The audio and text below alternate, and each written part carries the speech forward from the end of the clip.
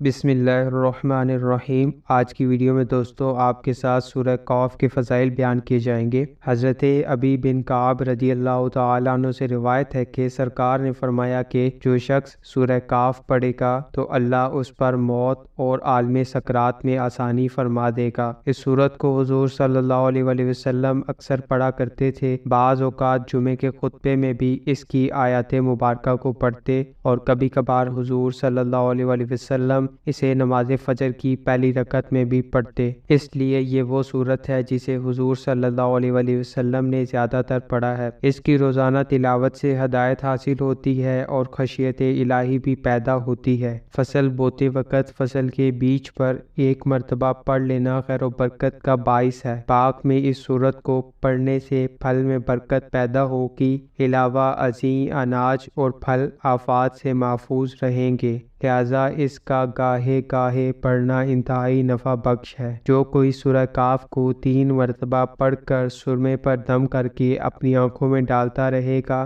तो इसकी बसारत में दाफ नहीं आएगा। अगर कोई शख्स कहीं पर नया मुलाजिम हुआ हो या कहीं से बदल कर आया हो तो उसे नए माहौल के मुताबिक रहने के लिए 11 दिन तक रोज़ाना 11 मरतबा सूरह काफ को पढ़ना चाहिए। इसके पढ़ने से दफ्तर का माहौल उसके लिए साजगार बन जाएगा। जो शख्स सूरह काफ को रोज़ाना एक बार पढ़ेगा उसकी जान बड़ी आसानी से निकलेगी और उसकी कब्र की मनाजिल में सूरह काफ की तिलावत की बरकत से अल्लाह ताला आसानियाँ पैदा कर देगा। इस सूरत की फ़ोटो कॉपी 40 दिन तक अपने पास रखने से दुश्मन से निजात मिलेगी और हर किस्म के शर से महफूज हो जाएगा। बुखार को उतारने के लिए इस सूरत को 3 मरतबा पढ़कर पानी पर दम करके मरीज को पिलाएं। अल्लाह ताला बुखार के मरज़ से निजात देगा। उम्मीद करता हूँ कि दोस्तों आज की ये वीडियो आपको बहुत ही पसंद आई होगी। इस तरह की और वीडियोस देखने के लिए हमारे चैनल को ज़रूर सब्सक्राइब, वीडियो को लाइक एंड शेयर ज़रूर किया करें। अपना और अपने प्यारों का ख्याल रखिएगा। अल्लाह हाफिज़।